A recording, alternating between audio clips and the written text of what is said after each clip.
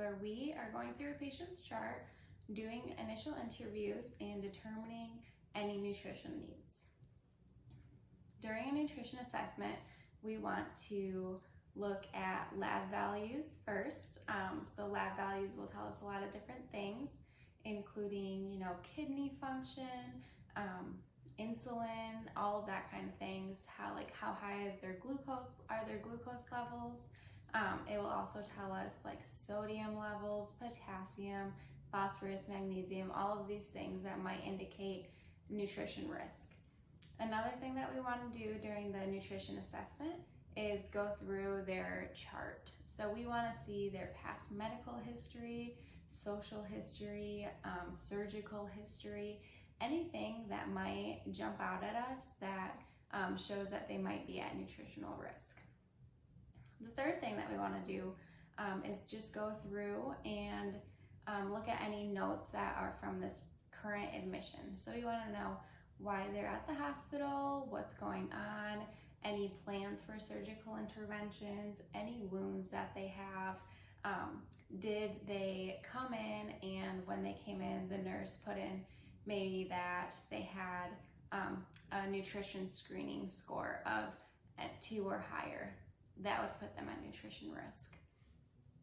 Another thing we want to do is we want to talk to the patient. We want to ask them questions. We want to have a conversation with them on where they think that their nutrition is at the current time. We want to see any changes that they've had recently, any changes in appetite, what their usual intake is, what their recent intake is.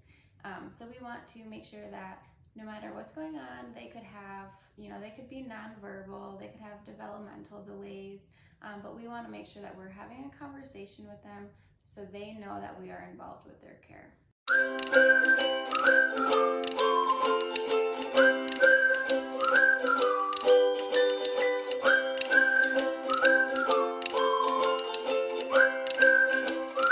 So what lab values do we want to look for when we're doing an initial assessment? We want to look at anything that might impact nutrition status. So for example, we could look at glucose. Glucose, if it's high or too low, it could be signs of diabetes, it could be signs of stress on the body, so we want to make sure that we're looking at that level. We could also look at sodium levels. If the sodium levels fluctuate, if they're too high or too low, that shows signs of fluid imbalance in the body. So we want to pay attention to that because that could change our recommendations on how much fluid that a patient should be getting in a day. So what lab values do we want to look for when we're doing an initial assessment? We want to look at anything that might impact nutrition status. So for example, we could look at glucose. Glucose, if it's high or too low, it could be signs of diabetes, it could be signs of stress on the body, so we want to make sure that we're looking at that level. We could also look at sodium levels. If the sodium levels fluctuate, if they're too high or too low, that shows signs of fluid imbalance in the body. So we want to pay attention to that because that could change our recommendations on how much fluid that a patient should be getting in a day.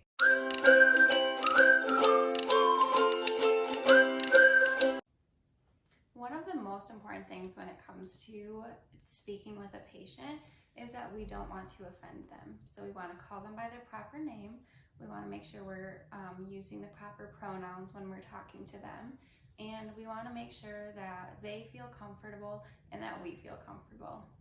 So let's talk a little bit more in depth on what we talk about during an initial assessment with the patient, one-on-one evaluation.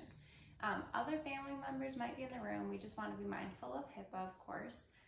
So when we're talking to a patient, we don't want to be standing right over top of them. That's always something that I see other people doing a lot. It makes people very uncomfortable. One thing you can do is take a step back. You can pull up a chair and sit next to them if they're laying in their bed.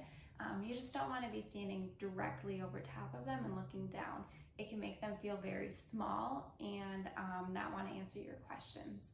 So once we're at the same level as them, we want to ask open-ended questions. First, of course, we explain why we're there. So once we're to asking questions, we want to ask, have there been any changes in their appetite lately? We want to see what their usual intake is. So, what is an usual breakfast for you? What time do you usually eat your lunch? These are all questions that are important. It's important to ask questions such as, what do you normally eat for lunch? What time do you normally eat lunch? Because these types of questions are going to impact the interventions that we have.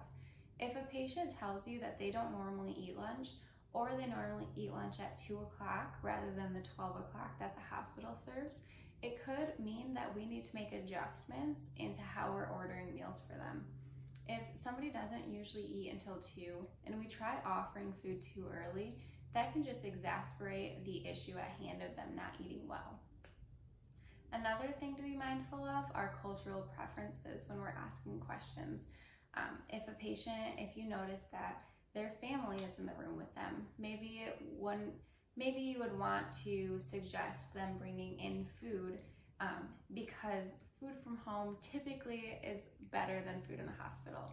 So if that's something that's within their goals, within their something that they're able to do, that's not a bad thing to suggest as well.